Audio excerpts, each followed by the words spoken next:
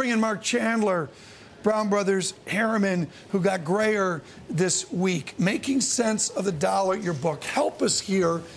Is it just such a cacophony you say to people, go to the sidelines, or do you actually try to do something here? Well, it really depends on the people's time horizon, but I do think that for most of this year, the euro has been trending higher, so people are leaning toward the long euro position, and I think that what's happening lately shows you the vulnerability of the euro. Well, you've been strong dollar months, not all the time, but the nuance, are you saying short the euro here, long dollar? Well, maybe not quite here. As you see, we're popping up off the lows already here today, but I think that the problems in Europe are not going to go away today or tomorrow, and as your previous guests have indicated, it's not just Greece, Ireland, and Portugal, but today, the Italian bond spread over German bunds, the widest it's been since the Eurozone was created. I mean, let's go to that right now. Italy was a red sticky. I saw that during our power breakfast on Bloomberg surveillance. I mean, Spain, where is it here? Spain, 284 beeps. That was 200 beeps. What does it mean that the bigger companies, the real economies, are finally joining the Ireland-Greece migration to higher spreads? Yeah, well, I think this really shows that the problems that in the periphery are really much bigger than that. So far, they've been contained.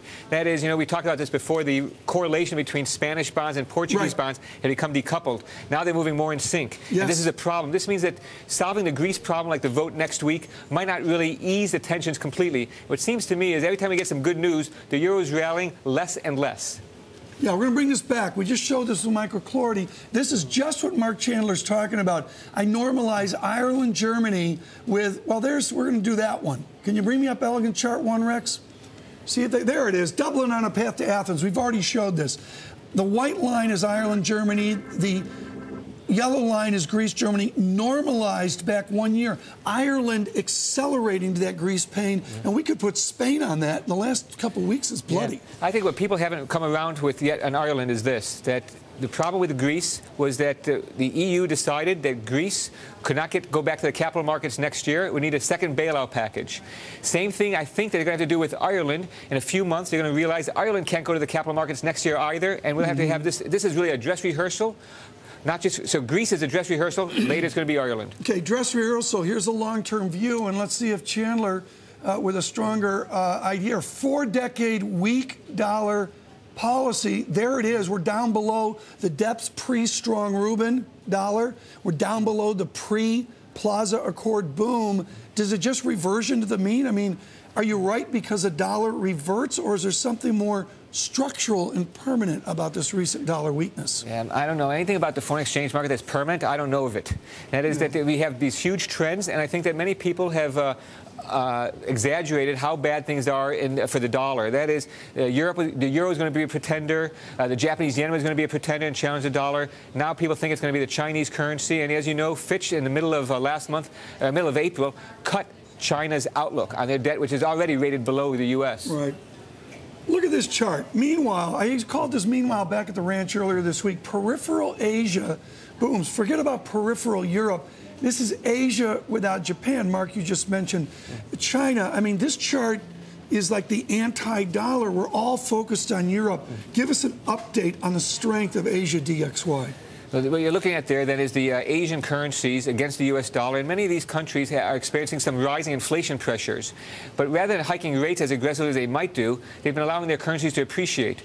In the big picture of things, I say, yeah, the dollar is probably undervalued against the euro, the Japanese yen, the major currencies. But it probably is overvalued against those East Asian currencies, which over time most likely will have to appreciate based on big fundamental things like per capita GDP, rising living standards. All this will push up those currencies over time. Bring me up chart 5. What does this mean on a game theory basis? Why do we care? If we're not in the Marc Chandler world, why do we care? They care in Budapest. I thought it'd surprise you with this. It's like a Sarah Eisen moment. Swissy Huffy. Yes. This is a Swiss franc, an Hungarian forint. It's been perpetually strong Swiss, but a new leg up. And I'm told many Hungarians have their mortgages denominated in Swiss francs. These are these knock-on effects from sort of esoteric things like the Swiss franc. Yeah, I think what people forget is Swiss isn't just, it's not just, Switzerland is not a place for chocolates or watches, right. but Switzerland is a big capital exporter. People use its currency because we used to use the Deutschmark as a safe haven, as the anchor in Europe, as a currency that's not going to be, that's something Foundation. stable. Exactly. Right. It's got like gravitas. And now the Swiss franc's become that. And so the Swiss franc, not only in Hungary, but in other countries in Eastern and Central Europe, they've used Swiss franc to denominate their mortgages because it's so much cheaper interest rates. And now, of course, the Swiss franc is strengthening because it's a safe haven as money is flowing out of these peripheral countries in Europe, fly into the Swiss franc, driving the Swiss franc up, making your Hungarian mortgage more expensive. Does it affect the United States to see Swiss franc that strong? It doesn't affect the U.S. directly, but I think that as a symptom of the global tensions, and the U.S. tends to do better, and the dollar does better, the stock market does better, the economy does better, when the world itself, it doesn't have these levels of stress, when the whole world is growing. It's happened on ours, happens all the time. We said the Norwegian Nobel Committee, that's what they published in Project Syndicate. Of course, it's a Swedish committee, and we thank viewer James for bringing that to our attention. Marc Chandler with us here. Let's bring up the number right now, if we would, to get going here. This is great. Oil's a tangible commodity. It's like a thing. It's not like a financial instrument. 4.4 million barrels per day is the fastest the strategic reserve can be withdrawn. So it would take 13 days to deplete the U.S. strategic reserve. Thanks to Dennis Gartman for that hydronics, what would you call it, Bernoulli kind of thing, and the Department of Energy. Of course, what was your response when you saw the oil announcement yesterday? I wasn't all that surprised by it. I mean, I think that what we confuse is, what we've learned in the foreign exchange market is sometimes when officials want to do something, when they want to intervene, like they did with the Japanese yen earlier this year, you don't do it against the market. You don't lean against the wind. You go with the market. So the market for oil had already turned down. Already rolled over. And so let's push it down further. And that has all kinds of important implications, not in the short run for the U.S., perhaps, not necessarily for the world economy, but it probably is a net beneficial thing. And I think that the issue really is how to make that intervention. Once the decision is made by people above my pay grade to intervene in the oil market, what's the most effective way to do it? Get the momentum going with you. Here's the longer-term chart. Time for an FX clinic with Marc Chandler.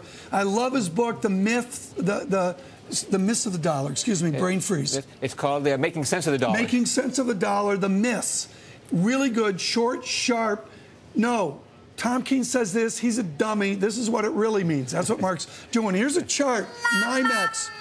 Real inflation-adjusted oil, there's a surge. We go down in 1986, up again, denominated in dollars. And so guys like me go, well, oil's denominated in dollars. You take a more sophisticated view when you look at yen, when you look at euro, when you look at real or burgeoning renminbi. What does it mean if oil's denominated in dollars in 2015 or 2020? Well, one of the things it means is that when the oil price goes up, it increases what we'd call the transactional demand for dollars.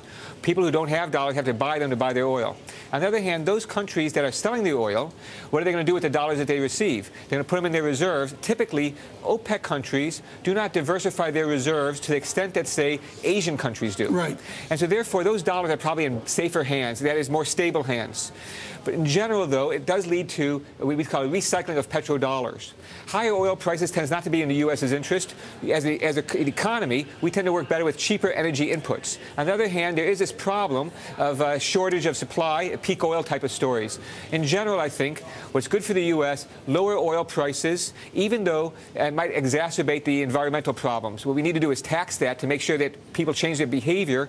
So oil prices come down. We don't want people to go out and buy those gas-guzzling cars and waste energy. Is Saudi or Canada, are they diversifying into euros? Are they diversifying away from dollars? Or do they do a dollar-for-dollar recycle into dollar assets? Yeah, it's hard to tell, but in the Middle East countries, we don't have that kind of transparency. But what's interesting is Canada. The U.S. is the biggest import market for Canadians. Right. Problem is Canada, the reserves, completely diversified. I'd say roughly, they report their figures every week. Bloomberg does a good job of tracking that for us. And we find that the Canadian reserves are only roughly half in U.S. dollars. Half of them are in U.S. dollars. They've diversified. They can diversify because they've got a low amount of reserves. Once you have $3 trillion reserves like China does, it's much harder to diversify.